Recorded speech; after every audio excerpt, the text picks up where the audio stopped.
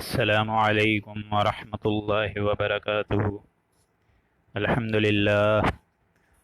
للہ نحمده ونستعینه ونستغفره ونؤمن به ونتوکل علیہ ونعوذ باللہ من شرور انفسنا ومن سیئات اعمالنا، من يهده اللہ فلا مضل له ومن يضلله فلا هادی له، ونشهد أن لا إله إلا الله وحده لا شريك له، ونشهد أن محمدا عبده ورسوله. أما بعد، أعوذ بالله من الشيطان الرجيم. بسم الله الرحمن الرحيم. يا أيها الذين آمنوا كونوا قوامين بالقسط شهداء لله ولو على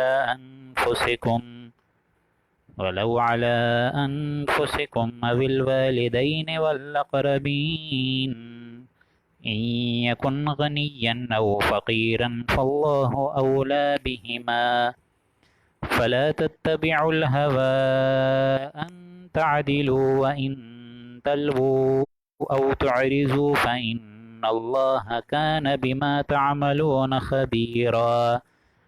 يا أيها الذين آمنوا بالله والكتاب الذي نزل على رسوله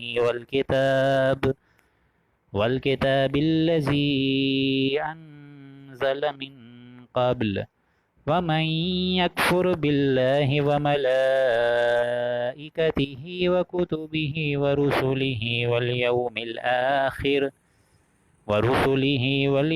الآخر فقد ضل ضلالا بعيدا. رب اشرح لي صدري ويسر لي أمري واحلل عقدة من لساني يفقهوا قولي. اللهم إنك عفو كريم تحب العفو فاعف عنا. اللهم لا تحرمنا أجره. اللهم أعتق رقابنا ورقابهم من النار. رب زدني علما. اللهم ربنا آتنا في الدنيا حسنة وفي الآخرة حسنة وقنا عذاب النار، آمین یا رب العالمین. سامعین محترم، آج جس رکوع مبارک کی ہم تفصیل اور تشریح پڑھنے جا رہے ہیں وہ ہے 20واں رکوع. اس کی چند ابتدائی آیات میں نے آپ کے سامنے تلاوت فرمائی.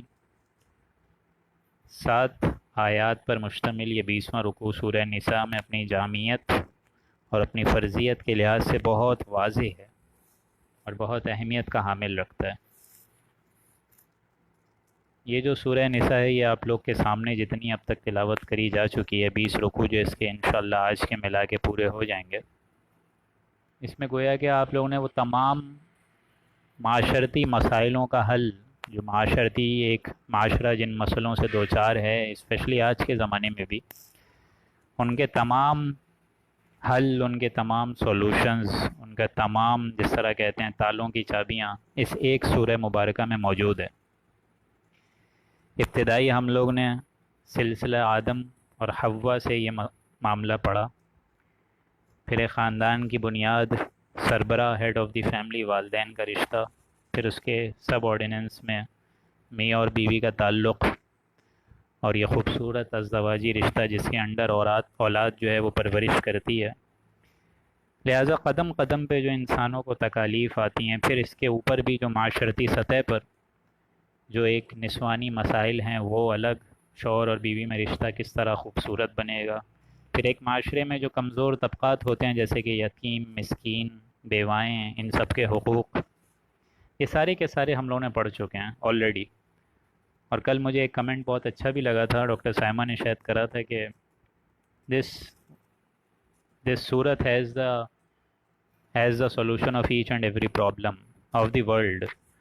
تو اس میں تو کوئی ڈھکی چھپی بات ہے ہی نہیں کہ قرآن مجید خود حضور اکرم صلی اللہ علیہ وآلہ وسلم نے فرمایا کہ یہ ایک ایسا سرچشمہ ہے ہدایت کا اور ایک ایسا ضابطۂ حیات ہے کہ جس کے اندر انسان تا قیامت ہدایت کے سرچشموں کو ڈھونڈتا رہے گا اور اس میں ہدایت نکلتی رہے گی، نکلتی رہے گی، نکلتی رہے گی.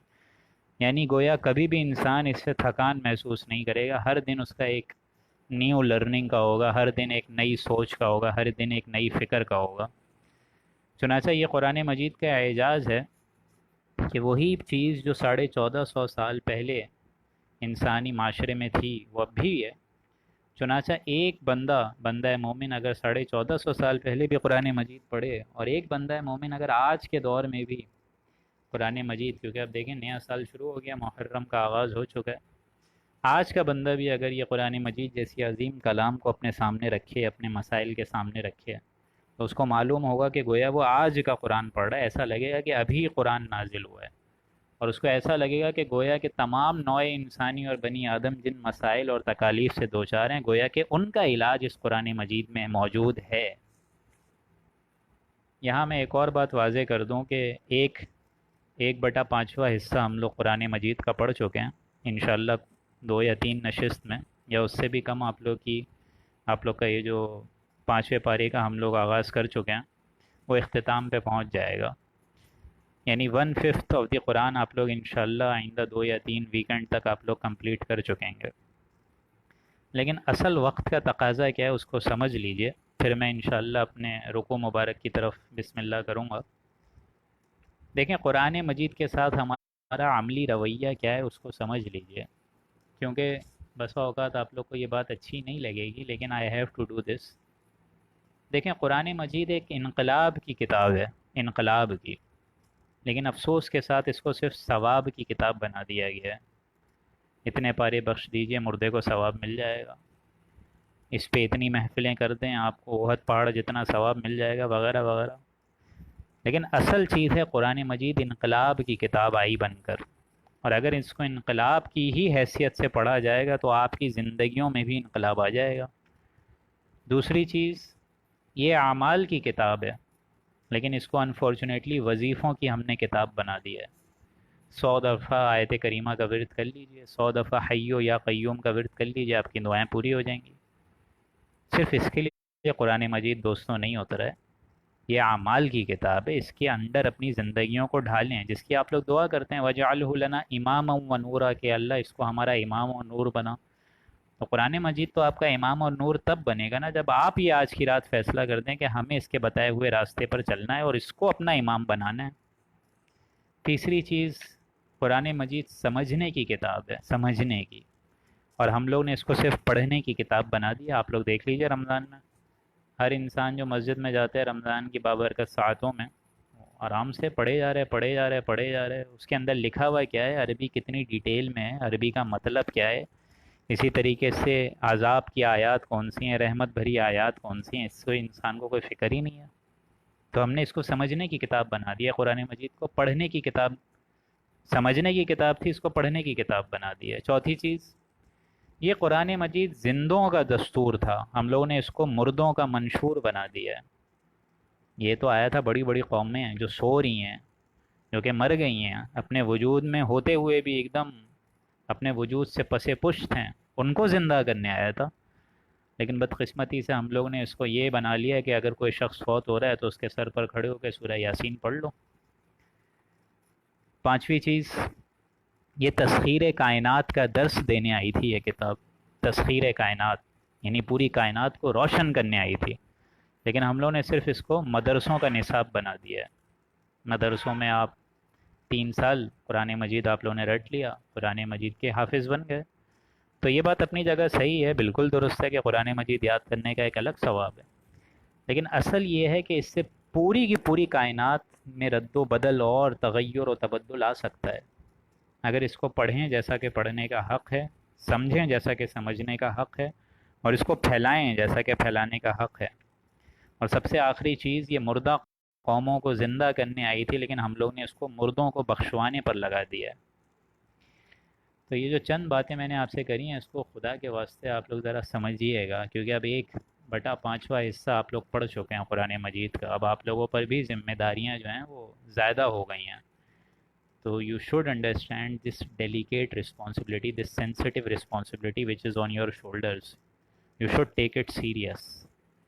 اب جو ہم لوگ 20واں رکوع کرنے جا رہے ہیں 7 آیات پر مشتمل، یہ بھی قرآن مجید کے اہم ترین مقامات میں سے ایک ہے، اور یہ میں آپ لوگ کے سامنے وال پیپر بھی لگا چکا تھا کہ جو سوشل جسٹس ان اسلام ہے، جو اسلام کا عدل ہے، اسلام کا قسط ہے، اسلام کا انصاف ہے، اسلام کا کیا تقاضا ہے، اس پر یہ ایک دم شامل ہے، حال ہے۔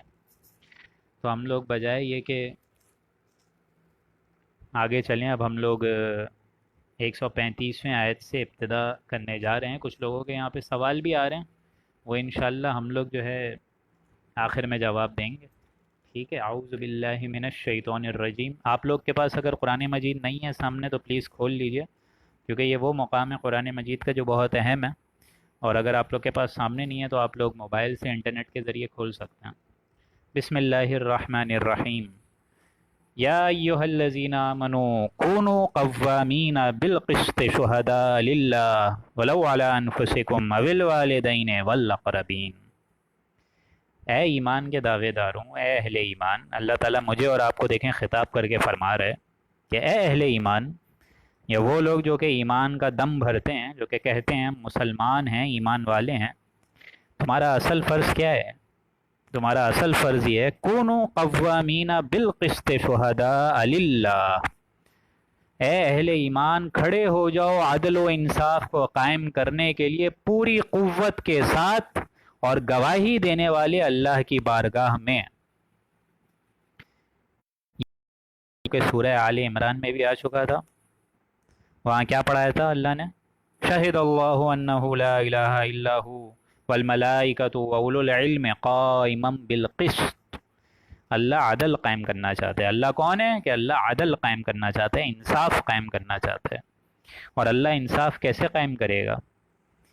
اللہ انصاف اس دنیا میں اپنے کارندوں سے کروائے گا یہ کام، اپنے ایجنٹ سے کروائے گا یہ کام۔ اور سب سے بڑے جو کائنات کے افضل ترین ہستی ہیں جن کا مرتبہ اللہ کے بعد آتا ہے، وہ کون ہیں؟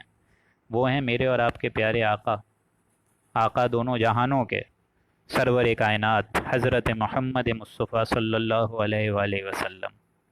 اسی لیے ان کو بھی فرمایا ہوا امرت لاعدل بینکم، یہ آپ لوگ آخری پاروں میں پڑھیں گے کہ رسول اللہ جو ہم نے آپ کے درمیان بھیجا ہے، اپنی قوم کے درمیان بھیجا ہے، ان کا بھی فرض منصبی میں سے ایک اضافی فرض یہ ہے وَأُمِرْتُ لِأَعْدِلَ بَيْنَكُمْ، کہ میں اس لیے تمہارے درمیان مبعوث کیا گیا ہوں کہ حق اور باطل کی جنگ کو ہٹا کر انصاف قائم کر دوں۔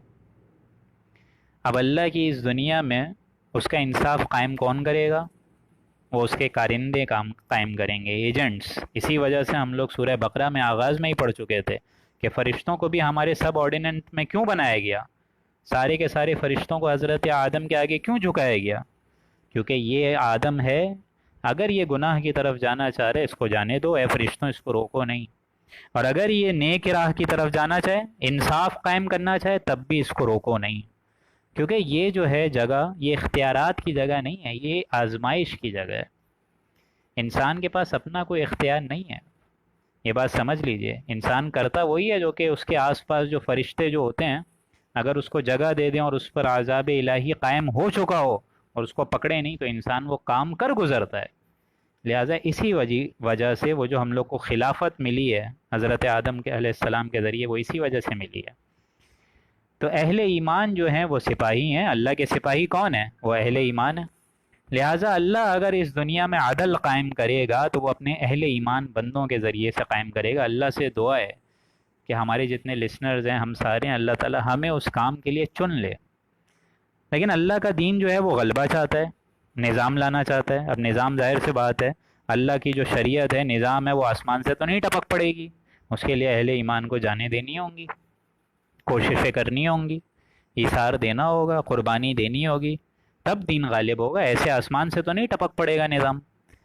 لہٰذا جو عدل ہے، سوشل جسٹس، اس کی دیکھیں یہاں کتنی اہمیت ہے اسلام میں، اور جتنا اسلام نے عدل و انصاف کا زور دیا ہے، مجھے افسوس کے ساتھ کہنا پڑتا ہے کہ بدقسمتی سے ہمارا مذہبی طبقہ اتنا ہی اس سے بہرا ہے، اتنا ہی اس سے پسے پشت اس کو ڈالا ہوا ہے، سرے سے اس کو پتہ ہی نہیں ہے کہ سوشل جسٹس کی کیا اہمیت ہے اسلام میں، کوئی نہیں پتہ۔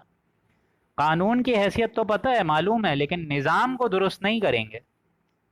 اس ظلم کو ختم کرنے کے لیے یہ جو کافر ظلمانہ ایک نظام ہمارے سر پر مسلط ہے جو کہ ایکسپلائٹ کر رہا ہے لوگوں کو. پہلے اس کو تو ختم کرو.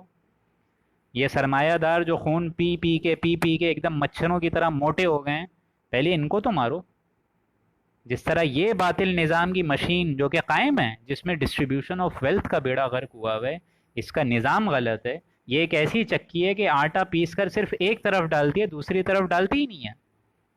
ایک طرف بھوک ہے جس کے بارے میں خود حضور نے فرمایا کہ یہ بھوک تو تم کو فقر و فاقے تک، مطلب فقر جو ہے تم کو کفر تک پہنچا سکتی ہے. کفر تک. سوچئے آپ لوگ. اسی کی وجہ سے نا نوکر اپنے مالک کو قتل کرتا ہے. نوکر جب دیکھتا ہے کہ اس کی مالک کے ہاں جو ہے اتنی عظیم الشان محفلیں ہو رہی ہیں، مہندی ہو رہی ہے، مائیوں ہو رہی ہے، بارات ہو رہی ہے، لگاتار سیکوینس آف ایونٹس کے ذریعے سے ایک پورا کا پورا فنکشن ہو رہا ہے اور لاکھوں کروڑوں اڑائے جا رہے ہیں، تو اس کے دل میں حسرت پیدا ہوتی ہے. اور جو حسرت کرتا ہے پوری، وہ کس طرح کرتا ہے؟ وہ اپنے مالک کا قتل کرتا ہے، تب جا کے حسرتیں اس کی پوری ہوتی ہیں. تو غریب تر ہوتا جا رہا ہے اور امیر تو امیر تر ہوتا جا رہا ہے. لہٰذا پہلے وہ نظام جس کا اللہ مطالبہ کر رہا ہے اس کو تو قائم کرو، جس میں عدل ہو، انصاف ہو، جہاں ہر شخص کی بنیادی ضروریات اس کی کفالت موجود ہو. پھر جو چوری کرے اس کے ہاتھ کاٹو، ضرور کاٹو. میں یہ نہیں کہہ رہا شریعت قائم نہیں کرو، لیکن پہلے نظام تو درست کرو. اس نظام کے انڈر پھر جو شریعت مطالبہ کرے کہ چوری کرنے والے کے ہاتھ کاٹو، زانی کو رجم کرو، یہ ساری چیزیں ہیں، پھر وہ کرو. لیکن یہ کہ قانون تو ہمیں معلوم ہی نہیں ہے، نظام کا کچھ پتہ ہی نہیں ہے، اور لگے ہوئے ایسی سزائیں دینے. قانون بھلے آپ نافذ کر دیں، لیکن فائدہ کس کو ہوگا اس سے؟ آپ مجھے بتائیے. اس سے فائدہ ہوگا حرام خوروں کو. کیوں؟ کیونکہ جب وہ دیکھیں گے کہ چوروں کے ہاتھ ہمارے سامنے کاٹے جا رہے ہیں تو وہ تو ہاتھ پاؤں پھیلا کر آرام سے سوئیں گے اپنے گھروں پر. ان کی جمع کردہ دولت کو پھر کیا خطرہ؟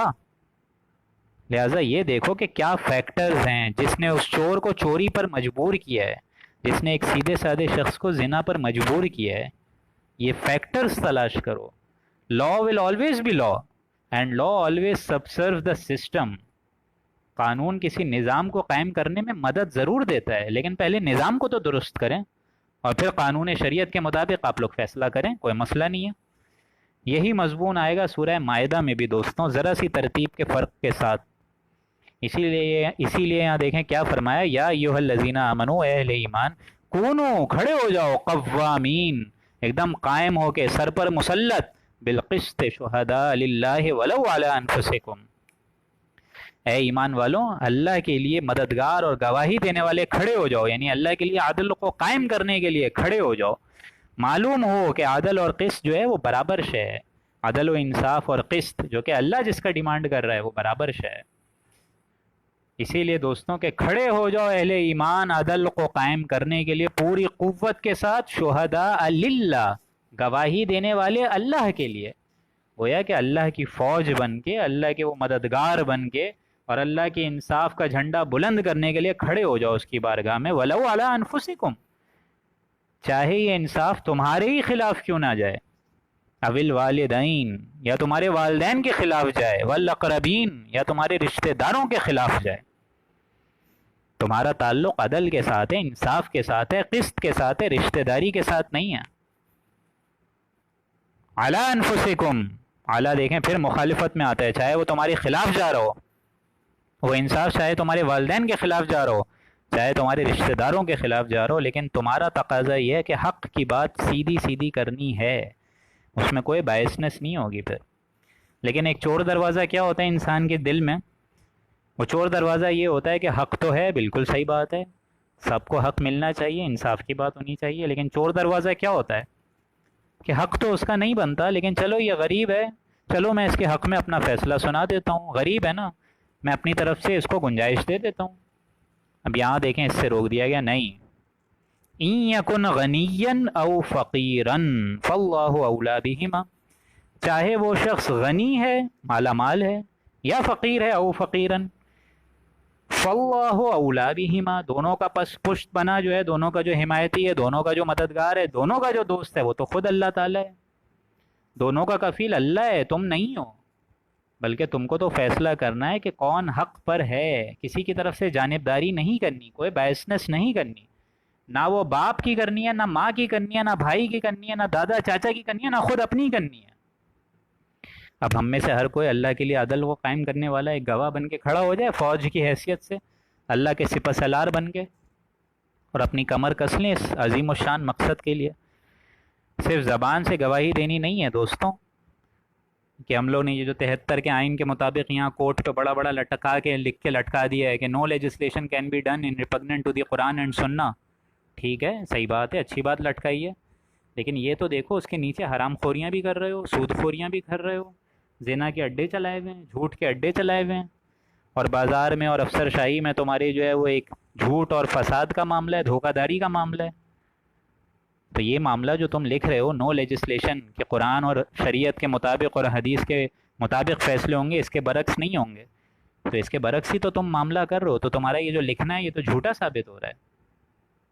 یہ معاملہ آسان تو نہیں ہے کہ انسان جب مومن بولے اپنے آپ کو، تو یہ تو بہت بڑی شہادت ہے، یہ شہادت گو الفت میں قدم رکھنا ہے۔ لوگ آسان سمجھتے ہیں مسلمان ہونا، مسلمان ہونا اتنا آسان شے نہیں ہے۔ لیکن آگے کیا فرمایا کہ اللہ تعالیٰ ان کا پشت پناہ ہے، تمہیں اپنا اپنا فیصلہ جو ہے ایک دم اسٹریٹ فارورڈ دینا ہے، چاہے تمہارے والدین کے خلاف ہو، ماں باپ کے خلاف ہو، بھائی بہن کے خلاف ہو، اور اس میں تمہارا یہ جو چور دروازہ ہے کہ اگر کوئی فقیر ہے تو اس کے حق میں فیصلہ سنا دوں، یا کوئی غنی ہے تو اس کی لالچ میں فیصلہ سنا دوں، نہیں۔ فاللہ اولیٰ بہما، اللہ تعالیٰ ان کو زیادہ پہچانتا ہے، اور دونوں کے ساتھ اللہ کا زیادہ تعلق ہے۔ اللہ تعالیٰ کافی ہے دونوں کے لیے، اللہ وکالت کے لیے کافی ہے، اللہ کفیل کی حیثیت سے کافی ہے۔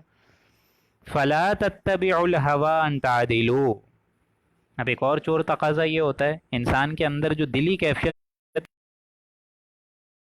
سو تم اپنی خواہش نفس کی اتباع مت کرو، ان تعدلوا مبادا یہ کہ تم حق سے منحرف ہو جاؤ، حق سے ہٹ جاؤ، یعنی یہ نہ ہو کہ خواہشات کی پیروی کر کے تم عدل سے ہٹ جاؤ، یہ نہیں کرنا ہے، تمہاری بات ایک دم اسٹریٹ فارورڈ ہونی چاہیے۔ قولوا قولا سدیدا، سیدھی سیدھی بات کہنی ہے۔ ان تعدلوا مبادا یہ کہ تم حق سے ہٹ جاؤ، اس لیے اپنی خواہش نفس کی پیروی مت کرو، کسی کا دباؤ ان سب کی فکر مت سمجھو۔ وَإِن تَلْوُوا أَوْ تُعْرِضُوا، اور اگر تم کج بیانی کرو گے یا پہلو تہی کرو گے، یعنی جس کو کہتے ہیں کہ صاف صاف فیصلہ نہ سنانا، چینج آف ورڈز۔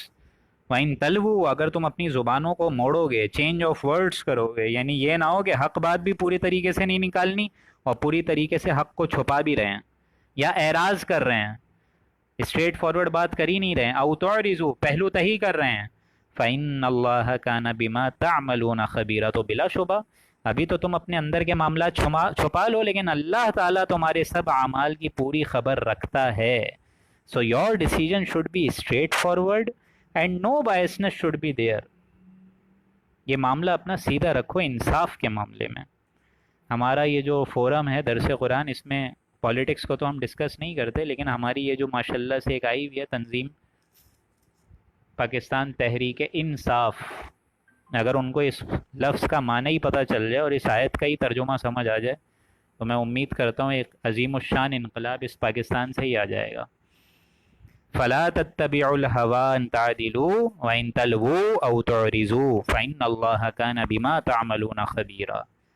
تو یہاں دیکھیں آپ لوگ کو اندازہ ہو گیا ہوگا کہ قرآن مجید میں سب سے عظیم الشان کلام جو کہ ابھی تک ہم لوگ، ویسے تو پورا قرآن مجید ہی ایک بابرکت اور مقدس کلام ہے، لیکن آپ لوگوں نے نوٹ کری ہوگی کہ سورہ نساء میں معاشرتی مسائل کا بنیادی حل موجود ہے، اور یہ ساری کی ساری خرابی تبھی ہوتی ہے دوستوں جب ناانصافی سے فیصلہ ہو۔ میاں بیوی کی بھی اگر بگاڑ ہوگی تو ناانصافی کی بنا پہ ہی ہوگی، والدین اولاد کی بھی اگر بگاڑ ہوگی تو ناانصافی کی بنیاد پہ ہوگی، یتیم اور بیواؤں کے حق اگر آپ لوگ کھائیں گے تو ناانصافی کریں گے۔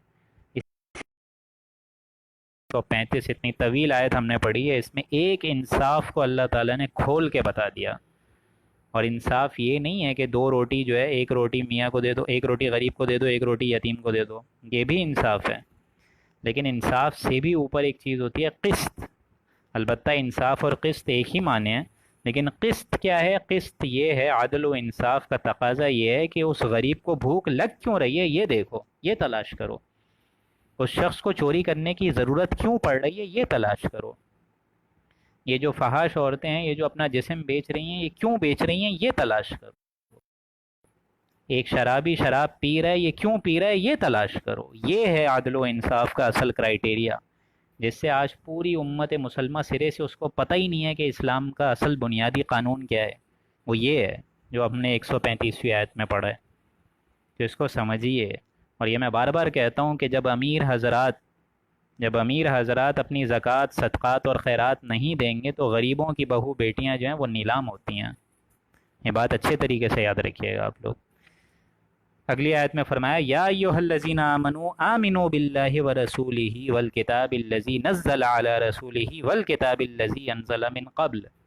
جتنی وہ آیت اہم تھی اسی کے مطابق سے یہ مضمون جو اب آ رہا ہے یہ بھی جامعیت کے لحاظ سے کافی اہم ہے. البتہ یہاں پہ منافقوں سے ہی روئے سخن ہے، لیکن یہ بات سمجھ لیجئے کہ ہمیں ہر قدم پہ اپنے اندر دروبینی کرنی ہوگی، ہمیں اپنے اندر کراس انٹروسپیکشن کرنی ہوگی، ہمیں اپنے اندر جھانکنا ہوگا کہ یہ ہم سے بھی تو کہیں بات نہیں کہی جا رہی ہے. البتہ روئے سخن جو ہے خطاب یہاں پہ منافقوں سے ہی ہے، لیکن یہ منافق کے بھی زمرے میں آپ کو بتا چکا تھا کہ اگر منافق سے بھی کوئی ذکر ہوگا، کوئی خطاب ہوگا تو یا ایھا الذین آمنوا سے ہوگا. اسی لیے دیکھیں یہاں پہ بھی جو 136ویں آیت اسٹارٹ ہو رہی ہے یا ایھا الذین آمنوا سے اسٹارٹ ہو رہی ہے. اس کی وجہ یہ ہے کہ مسلمان تو وہ اپنے آپ کو کہتے تھے، ان کی محفلوں میں اسلام کا تذکرہ ہوتا تھا، چرچا ہوتا تھا، کلمہ نماز روزہ زکوٰۃ حج سب کے پابند تھے، حضور صلی اللہ علیہ وآلہ وسلم کے پیچھے نمازیں ادا کرتے تھے، ساری چیزیں اپنی جگہ موجود تھیں. لیکن اصل منافق اس کو کہتے ہیں جس کے اندر ویکنیس آف کیریکٹر ہو. منافق نکلا کس سے؟ الفاظ نفق سے.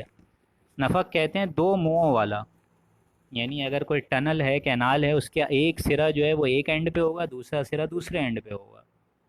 ایک سرے سے آپ جا سکتے ہیں، دوسرے سرے سے نکل سکتے ہیں. تو دو منہا ہونا کہ رسول اللہ کی تعلیمات کو غور سے سنیں بھی، اور جب اپنے کفار ایجنٹس کے پاس آئیں تو رسول اللہ کی تعلیمات کا معاذ اللہ مذاق بھی اڑائیں، گوسپس بھی کریں. اس کو کہتے ہیں دو منہ.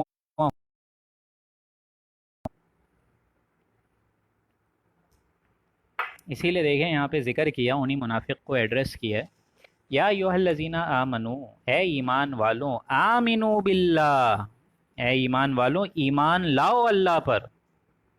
کتنا اہم مقام ہے آپ سوچئے کہ ایمان والوں ایمان لاؤ اللہ پر. اس کے کیا معنی ہوئے؟ یعنی کیا ہم ایمان نہیں لاتے؟ کیا ہم رسول اللہ پر ایمان نہیں لاتے؟ یا ایھا الذین آمنوا آمنوا باللہ، اے ایمان والو ایمان لاؤ اللہ پہ، ورسولہ اور رسول اللہ پر، والکتاب الذی نزل علی رسولہ اور اس کتاب کے ساتھ جو اس نے اپنے رسول کو نازل فرمائی، والکتاب الذی انزل من قبل اور اس کتابوں پر بھی جو ان سے پہلے نازل ہو چکی ہیں. کیا مطلب ہوتا ہے اس کا؟ کیا ہم ایمان نہیں لاتے؟ ایمان لاؤ جیسا کہ ایمان لانے کا حق ہے، یہ اصل مراد ہے. یعنی ایک ایمان ہے اقرار باللسان جو تمہیں حاصل ہو چکا ہے، زبان سے تم نے گواہی دے دی ہے کہ اللہ جو ہے ایک واحد معبود ہے اور رسول اللہ اس کے پیغمبر اور آخری بندے ہیں. وہ بھلے ہمیں ایمان جو ہے وہ موروثی طور پر ہی مل گیا ہو، ایک ریشیل کریڈ کے ذریعے ہی مل گیا ہو، ایک ڈوگما کے لحاظ سے مل گیا ہو کہ مسلمان ماں باپ کے ہاں پیدا ہو گئے، کان میں اذان دے دی گئی، بائیں کان میں جو ہے اقامت دے دی گئی، زبان پر 6 کلمے ہم لوگ کو رٹوا دیے گئے ہمارے والدین کی طرف سے. تو یہ ایمان صرف یہ ایمان نہیں ہے، یہ ایمان تو صرف ایک قانونی درجے کی اہمیت رکھتا ہے. قانوناً تو میں بھی مسلمان ہوں، آپ بھی مسلمان ہیں، لیکن جو اصل چیز ہے وہ کیا ہے؟ یہ لپ سرونگ نہیں ہے اسلام. صرف یہ بھلے ہمیں درجہ جو ہے موروثی طور پر مل گیا ہو، لیکن اصل چیز کیا ہے؟ اصل چیز ہے تصدیق بالقلب. یعنی صرف ایمان یہ نہیں ہے بلکہ اصل ایمان ہے یقین قلبی، برننگ فیتھ، کنوکشن، اٹل فیتھ، لیونگ فیتھ. یہ کس کو حاصل ہے؟ یہ آپ مجھے بتائیے کسی کو حاصل ہے؟ Do you really believe? آپ لوگ اپنے اندر جھانکیں اور مجھے جواب دیں. Do you really believe that you should stand in front of Allah on the day of judgment and answer all your deeds? Do you really believe that? اگر یہ بلیف ہوتا تو آپ کا کوئی عمل نافرمانی میں کبھی نہیں گزرتا. تیر کی طرح آپ لوگ سیدھا چلتے، میں بھی چلتا. تو یہ سمجھیے ایمان صرف یہ نہیں ہے. وہ جنس نہیں ایمان جسے لے آئیں دکان فلسفہ سے، ڈھونڈنے سے ملے گی قاری کو یہ قرآن کے سپاروں سے. اگر آپ کو معلوم ہو کہ ایمان آپ کے اندر نہیں ہے تو کوئی مسئلہ نہیں ہے، قرآن مجید کی تلاوت کریں، قرآن مجید کو اپنا امام سمجھیں. یہ قرآن مجید جو آپ کے اندر ڈورمنٹ ایمان ہے، سویا ہوا ایمان ہے، اس کو جگائے گا، اس کو ایکٹیویٹ کرے گا، اس کا پوٹینشل اور پیک پر لے کر آئے گا. اسی لیے فرمایا آیت نمبر 136 میں، یا ایھا الذین آمنو، اے ایمان والو، آمنو باللہ، اللہ پر ایمان لاؤ۔ کتنے سخت الفاظ ہیں کہ اے اہل ایمان، ایمان لاؤ۔ کیا مطلب ہوتا ہے اس کا؟ مانو جیسا کہ ماننے کا حق ہے، اسی طریقے سے اللہ کو بھی مانو جیسا کہ ماننے کا حق ہے۔ جیسا کہ صحابیوں کے بارے میں فرمایا سورہ حجرات میں کہ یہ جو ایمان ہے، وَلَٰكِنَّ اللَّهَ حَبَّبَ إِلَيْكُمْ ایمانہ وزینہ فی قلوبکم، کہ یہ جو اہل ایمان ہیں، صحابی ہیں، ہمارے عظیم الشان صحابی جو رسول اللہ کی تعلیمات پر ہمیشہ چاق و چوبند رہتے ہیں، حقیقت میں تو اللہ نے صرف تمہارے دلوں میں ایمان کو محبوب نہیں بنایا، بلکہ وزینہ فی قلوبکم، بلکہ اس ایمان کو تمہارے دلوں میں کھپو دیا، تمہارے دلوں کی زینت بنا دیا۔ اس ایمان کی دعا کریں دوستوں۔ اور اسی سورہ حجرات میں بددعوں کے بارے میں بھی فرمائے کہ یہ بدو کہتے ہیں کہ ہم اسلام لے آئے ہیں، اطاعت قبول کر لی ہے، سر تسلیم خم کر لیا ہے، مسلمان مومن ہو گئے ہیں، لیکن اصل میں ایمان تمہارے دلوں میں ابھی داخل نہیں ہوا۔ ہاں یہ کہہ سکتے ہو کہ اسلام لے آئے ہو، لیکن ایمان تمہارے دلوں میں ابھی تک داخل نہیں ہوا۔ لہٰذا میرے بھائیوں، دوستوں، بہنوں، بزرگوں، کائنات کی سب سے بڑی دولت جو مجھے اور آپ کو اگر اللہ دے دے وہ ہے ایمان۔ جس کو یہ نصیب ہو گیا اس کو سب کچھ مل گیا، اور جس کو یہی نہیں ملا اس کو دنیا میں بھلے سب کچھ مل گیا اور پھر بھی کچھ نہیں ملا۔ یا ایھا الذین آمنو، آمنو باللہ، ایمان لاؤ اللہ پر، ورسولہ، اور رسول پر، اور اس کتاب پر جو اس نازل کری ہے، اس رسول کے ساتھ، یعنی تمہارا کوئی عمل اس قرآن مجید کے خلاف نہ ہو۔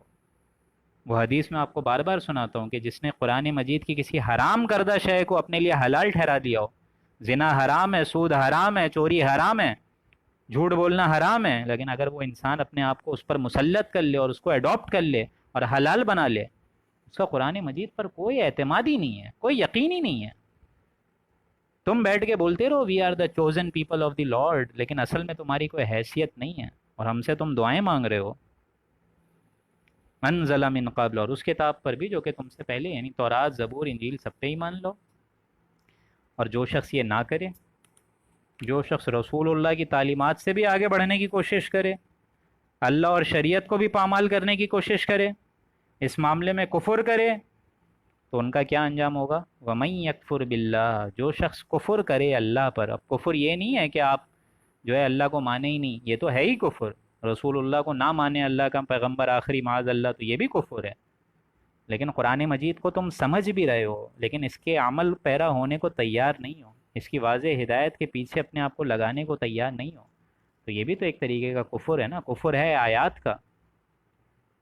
یہ ہے بنیادی فرق۔ حالانکہ یہودیوں نے تو کبھی نہیں کہا، ابھی تک تورات کو مانتے ہیں جیسی کچھ بھی ہے ان کے پاس۔ ہمارے یہاں بھی یہی ہے، قرآن مجید کو مانتے ہیں، اگر خدا نہ کرے کبھی ہاتھ سے سلپ ہو جائے تو اس کا صدقہ اٹھا کے دے دیتے ہیں، یہ ساری چیزیں ہیں۔ لیکن کیا اس قرآن مجید کو تم نے کبھی سمجھا، پڑھا، اس پر عمل پیرا ہونے کی کبھی کوشش کری؟ معمولی کیریئرز کے لیے 35-40 سال کی انسان تعلیم حاصل کر رہا ہے، 10 روپے کے اخبار بھی لے کر آتا ہے تو بڑے شوق سے پڑھتا ہے۔ قرآن مجید جو کہ مکمل ضابطۂ حیات ہے، اس سے ایک دم بے رحم ہوا ہے، اس کو پتہ ہی نہیں ہے لکھا ہوا کیا ہے۔ وَمَن يَكْفُرْ بِاللَّهِ، اور جو شخص کفر کرے گا اللہ کی آیات کا یا اللہ کا، وَمَلَائِكَتِهِ، اور ملائکہ کا، وَكُتُبِهِ، اور اس کی کتابوں کا، وَرُسُلِهِ، اور تمام رسولوں کا، وَالْيَوْمِ الْآخِرِ، یہ آئی نا امپورٹنٹ بات، اور روز آخر کا بھی انکار کرے گا، قیامت کا بھی انکار کرے گا۔ کیوں؟ کیونکہ اس کو معلوم ہے کہ میں جو نافرمانی کر رہا ہوں مجھے پورا یقین ہے کہ روز آخرت ہے ہی نہیں، تبھی تو وہ اس بنیاد پہ کفر کر رہا ہے نا۔ اگر مجھے اور آپ کو یہ احساس ہو جائے کہ ہمیں اللہ کے آگے جا کر ایک ایک عمل کا جواب دینا ہے، تو ہمارے اندر ایمان خود بخود دل کے اندر اللہ ڈال دے گا۔ یہ ہے بنیادی فرق۔ آسان نہیں ہے مسلمان ہونا، چوائس نہیں ہے ہمارے پاس، either obey or go away, there is nothing other choice, no other choice left. والیوم الآخر، اور جو انکار کرے یوم آخر کا، محشر کے دن کھڑے ہونے کا، فقد ضل ضلالا بعیدا، تو وہ شخص تو بہت دور کی گمراہی میں جا پڑا، اس نے اپنے اوپر ہی ایک سمجھ لیجئے طوفان کو مسلط کر لیا، اس کا کوئی حمایتی، کوئی دوست، کوئی مددگار اللہ کے مقابلے میں کوئی بھی نہیں ہوگا۔ اور وہ بہت دور کی گمراہی میں جا پڑے گا، اور وہ دور کی گمراہی کیا ہے؟ وہ جہنم کا گڑھ ہے۔ آگے فرمایا کانٹراسٹ، دیکھیں سائملٹینیس کانٹراسٹ یہاں پہ بھی ہے، جہاں جس طرح دوزخیوں کا ذکر ہو رہا ہے، اس کے بعد دیکھیے اب کانٹراسٹ کے ساتھ ان منافقوں کا بھی ذکر ہو رہا ہے۔ آپ لوگ کو میں بتا چکا تھا، کسی ایک بندے نے سوال بھی پوچھا تھا مجھ سے کہ منافق پہ اللہ تعالیٰ زیادہ ناراض ہوگا یا کافر پہ؟ تو دیکھیں کافر پہ تو اللہ تعالیٰ ظاہر بات ہے زیادہ ناراض ہوگا، ایک شخص جو کہ اللہ کو تسلیم ہی نہیں کرتا اس پہ تو اللہ تعالیٰ زیادہ ناراض ہوگا۔ لیکن اس کے ساتھ ساتھ ایک وہ بھی تو شخص ہے نا جو کہ اللہ کو تسلیم کر رہا ہے، لیکن اس کے اندر ویکنیس آف کریکٹر ہے، اس کے اندر وہ یک رنگی خیال ہے ہی نہیں، اس کے اندر وہ استقامت جس کو ہم لوگ کہتے ہیں استقامت میں قیامت ہے، وہ چیز ہے ہی نہیں اس کے اندر۔ تو ان کے معاملے میں دیکھیں کیا فرمایا، اور یہ سمجھ لیجئے یہاں پہ منافقوں کا ہی معاملہ ڈسکس ہو رہا ہے، اور یہ بھی سمجھ لیجئے کہ یہ منافق ایسی کوئی چیز نہیں تھی کہ ایک ہی دن میں بندہ منافق ہو جاتا تھا مدینے میں، نہیں۔ ایک تو شعوری منافق ہیں جو ہم لوگ پڑھ چکے ہیں سورہ آل عمران میں، کہ صبح کو وہ اسی نیت سے حضور صلی اللہ علیہ وآلہ وسلم کی محفل میں جاتے تھے، اس نیت سے کہ ایمان صرف صبح لانا ہے اور پھر شام کو واپس کافر بن جانا ہے۔ یعنی اگر ایمان لانا تو ہے ہی نہیں، اور اگر ایمان کا دم بھرنا بھی ہے تو دوسروں کی آنکھوں میں دھول جھونکنے کے لیے، یعنی دوسروں کو دھوکہ دینا مقصود تھا۔ لیکن ایک اور منافقت ہوتی ہے غیر شعوری طور پہ، ابتدا میں وہ دھوکے دینے کی نیت سے نہیں آتے مسلمانوں کے پاس، بلکہ سمجھتے ہیں کہ ٹھیک ہے اسلام اچھا مذہب ہے، لیکن سمجھتے کیا ہیں کہ یہ حق کا جو راستہ ہے، یہ جو سیدھا سیدھا راستہ ہے، یہ جو حق کا راستہ ہے یہ پھولوں کی سیج ہے، وہ یہ سمجھتے تھے کہ یہ جو حق کا راستہ ہے پھولوں کی سیج ہے، بڑے عیش و عشرت، نکلا وہ کانٹوں بھرا راستہ۔ اب قدم قدم پر وہ گھبراتے تھے، چلتے تھے، چلنا مشکل ہوتا تھا، ان کی گاڑی جو ہے وہ آٹومیٹک لاک ہوتی تھی، اس حق کے راستے کو وہ آسانی سے قبول نہیں کرتے تھے۔ ایمان کی وہ گہرائی ان کے اندر معلوم ہوتا تھا کہ ہے ہی نہیں۔ ان کا معاملہ کیا ہوتا تھا؟ نتیجہ یہ نکلتا تھا کہ کچھ چلے پھر رک گئے، پھر ہمت کری پھر آگے چلے پھر رک گئے۔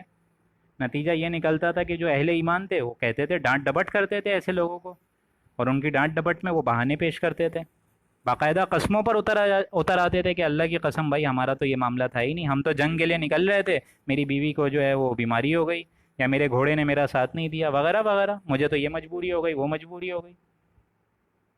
تو یہ ایمان اور کفر کے درمیان یہ لوگ بیچ میں لٹکے رہے، پوری زندگی لٹکے رہے، اور اللہ نے بھی اسی میں گامزن رکھا، کیونکہ مکمل کافر تو وہ تھے ہی نہیں، اسلام تو لے آئے تھے۔ جس طرح میں نے کہا رسول اللہ کے پیچھے نمازیں بھی پڑھتے تھے، نماز روزے زکوٰۃ سب کچھ کرتے تھے، لیکن یہ دراصل ان کی ویکنیس آف کریکٹر تھا، ایمان کی طرف کبھی کفر کی طرف، کبھی کفر کی طرف کبھی ایمان کی طرف۔ اس کی اگزامپل یوں سمجھیے دوستوں، جیسے اگر آپ کوئی شخص دیکھیں دریا میں ڈوب رہا ہے، تو دریا میں ڈوبتے ڈوبتے تھوڑا اوپر آتا ہے پھر نیچے جاتا ہے، پھر نیچے جاتا ہے پھر اوپر آتا ہے، پھر جب نیچے جاتا ہے تو مکمل نیچے ہی چلے جاتا ہے، مکمل ڈوب جاتا ہے۔ بالکل ایسا ہی نقشہ یہاں اس آیت نمبر 137 میں کھینچا گیا ہے۔ اور یہ بھی سمجھ لیجئے یہ کفر اندر ہو رہا ہے، ان کے اپنے اندر ہو رہا ہے، بظاہر وہ مسلمان ہی ہیں لیکن یہ کفر کا جو پورا تعلق ہے ان کے دل سے وابستہ ہے، ان کے اپنے اندر اسلام کا انکار نہیں کر رہے، لیکن یہ پروسیس انسان کے اپنے دلوں میں چلتا ہے۔ اب آپ لوگ اس آیت کو اپنے اندر بھی جھانک کے دیکھیے، ان الذین آمنوا، بلا شبہ جن لوگوں نے کہا کہ ہم ایمان والے ہیں، ہم مسلمان ہو گئے، ثم کفروا، پھر کافر ہو گئے، ثم آمنوا، پھر مسلمان ہو گئے، ثم کفروا، پھر کافر ہو گئے، ثم ازدادوا کفرا، پھر اپنے کفر میں بڑھتے چلے گئے۔ یعنی یہ معاملہ ہوتا ہے انسانوں کا، جب گناہ کرو گے پھر ایمان لاؤ گے، پھر گناہ کرو گے پھر ایمان لاؤ گے، پھر ایک وقت آئے گا کہ اللہ تعالیٰ اسی گناہ میں دوڑا دے گا، پھر ایمان کی روشنی تم کو میسر نہیں کرے گا اللہ۔ بڑا کیٹیگوریکل ڈینائل ہے اس آیت میں۔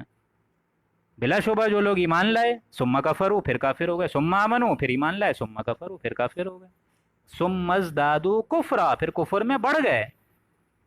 یعنی اللہ کا یہ قانون فطرت رہا ہے، فطرت اللہ التی فطر الناس علیہا، وہ فطرت اللہ تعالیٰ کی جس پہ اس نے لوگوں کو پیدا کیا، اور وہ کیا ہے کہ انسان اگر حق کے راستے پہ چلے گا۔ آج آپ لوگ انشاءاللہ درس قرآن سنیں گے، اللہ تعالیٰ مجھے اور آپ سب کو انشاءاللہ پھر حدیثوں کی اطاعت کرے گا، حدیثوں کی بات سننے کی توفیق دے گا انشاءاللہ۔ یہ اللہ تعالیٰ سے امید رکھنی چاہیے، اسی طریقے سے پھر اس سے آگے انشاءاللہ قدم بھاگے گا۔ لیکن اگر آپ لوگ کفر کا راستہ اختیار کرنے پہ لگ جائیں، اللہ اور رسول کے بھی آگے بڑھنے کی کوشش کریں اور اپنی عقل، اپنی چودراہٹ، اپنی مسندوں کو اہمیت دیں، تو اللہ تعالیٰ وہاں دوڑا دے گا۔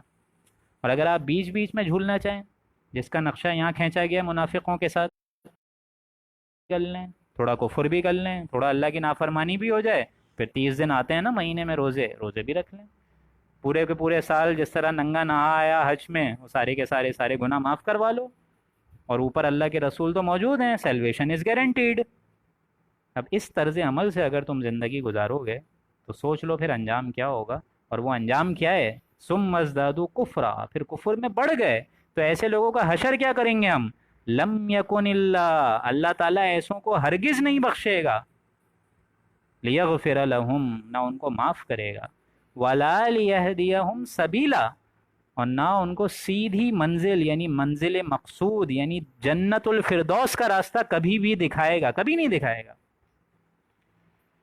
تم نے ہماری نافرمانی کری، اب اسی میں ہی لگے رہو، اب ہم تم کے کوئی ہدایت نہیں دیں گے۔ تمہارے اندر ہم نے جبلی ہدایت رکھی، تمہارے اندر ہم نے نیکی اور بدی کا امتیازی فرق رکھا کہ جب تم کوئی گناہ کرتے ہو تمہارے اندر بے چینی ہوتی ہے، جب تم کوئی خیر کا کام کرتے ہو تمہارے اندر جو ہے ایک خوش فہمی دوڑتی ہے اور ایک خوش اخلاقی دوڑتی ہے، یہ ساری چیزیں بھی تو ہیں۔ تو جب ہم تمہارے اندر یہ ساری چیزیں رکھیں، اس کی تکمیل کے لیے ہم نے قرآن مجید نازل فرما دیا، جس میں حق اور باطل کا پورا راستہ کشاکش کر کے الگ کر کے حق کے راستے کو الگ کر کے دکھا دیا، اور ان تمام چیزوں کی تکمیل کے لیے ہم نے اپنے رسولوں کو بھیج دیا، ہم نے اپنا فرض منصبی ادا کر دیا۔ Now it's your choice, there is no other choice, either obey or go اوے۔ اور اگر دوسرا راستہ اختیار کرو گے، لم یکن اللہ، اللہ تعالیٰ ایسوں کو ہرگز نہیں بخشے گا، ولا لیہدیہم سبیلا، اور نہ ان کو منزل مقصود یعنی بہشت کا راستہ دکھائے گا۔ اور یہ آیت میں کھول دیا گیا، یہ کن کا تنزیہ ہے، کن کا انداز بیان ہو رہا ہے، یہ کس کی طرف آیت کو کھولا جا رہا ہے، اس میں تذکرہ کس کا ہے؟ اگلی آیت میں بتا دیا، بشر المنافقین، تو اے نبی ان منافقوں کو بشارت دے دیجئے۔ بڑا تنزیہ انداز ہے، جیسے آج یہ ہماری آیات کا ہنسی مذاق اور ٹھٹا بنائے ہوئے ہیں، تو ان کو بھی خوشخبری دے دیجئے، بشر المنافقین بان لہم عذابا علیما، ان لوگوں کو عذاب علیم کی، سخت ترین جلا دینے والا دردناک عذاب کی بشارت دے دیجئے۔ ہمارے راستے پہ آنے تو ریزرویشن سمجھ کے مت آؤ، یہ سمجھ لو اچھے طریقے سے، سورہ بقرہ میں ہم لوگ پڑھ چکے، وَلَنَبْلُوَنَّكُمْ بِشَيْءٍ مِّنَ الْخَوْفِ وَالْجُوعِ وَنَقْصٍ مِّنَ الْأَمْوَالِ وَالْأَنفُسِ وَالثَّمَرَاتِ وَبَشِّرِ الصَّابِرِينَ، ہم لازماً آزمائیں گے تم کو، بھوک سے، افلاج سے، فقر سے، تنگی سے، مال و اسباب کی کمی سے، اولادوں کی کمی سے، وبشر الصابرین، لیکن ہمارے جو اصل بندے ہیں ان کو صابر ہیں، وہ اس پہ گامزن رہیں گے، تو ان کو وبشر الصابرین، بشارت دے دیجیے ان کو، صابروں کو۔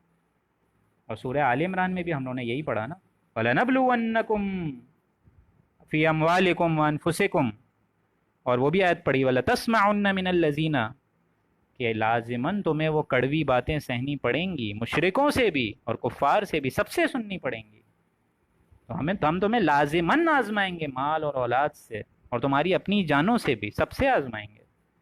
تو یہ سمجھ لو کہ اس دین میں اگر آنا ہے تو یہ دین اتنا اسٹریٹ فارورڈ نہیں ہے، اس دین میں قدم قدم پر آزمائشیں آئیں گی، حق جو ہے آسانی سے اپنا راستہ جو ہے مطلب قائم نہیں ہوگا، اور جو کفار ہیں، باطل قوتیں، وہ آسانی سے اپنی جگہ چھوڑیں گی نہیں، اس کے لیے تمہیں میدان میں اترنا ہوگا، تمہیں اللہ کے لیے اپنی تن من دھن کی بازی لگانی ہوگی، تمہیں اللہ کے لیے اپنی کمر کو کسنا ہوگا، اور اگر تم نہیں کرتے، بیچ بیچ میں لٹکنا رہنا چاہتے ہو، منافقوں کے طرز عمل کو اپنانا چاہتے ہو، تو دیکھ لو ہم نے منافقوں کے لیے کیا سزا رکھی ہے، بشر المنافقین بان لہم عذابا علیما، عذاب علیم کی سزا ہے نبی، ان کو سنا دیجئے۔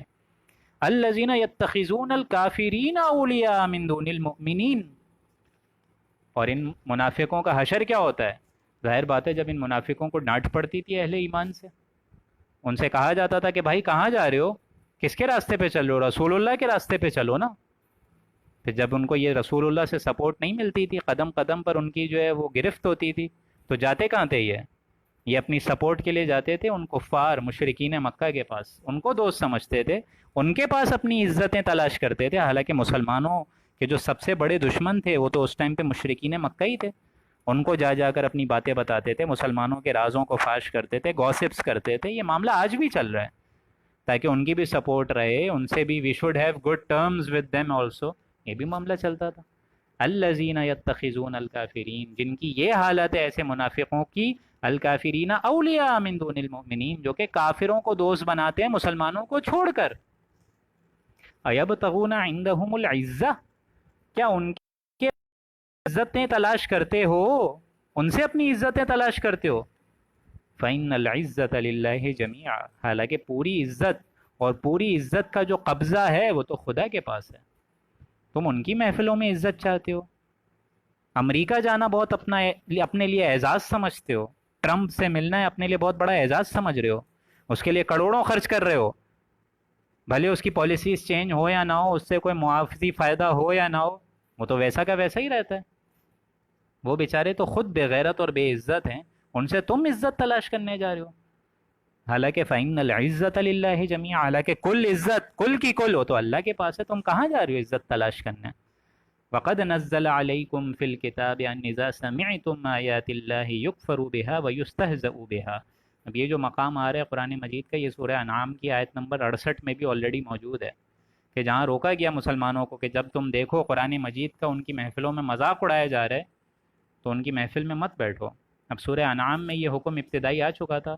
سورہ انعام کون سی صورت ہے؟ مکی صورت ہے، تو مسلمانوں میں اتنا ابھی زور تو تھا نہیں، اس سے تو ہم لوگ حکم پڑھ چکے ہیں، کفو ایدیکم، کہ مسلمانوں اپنے ہاتھوں کو ان مشرکین عرب کی گردنیں اڑانے سے ابھی روکے رکھو۔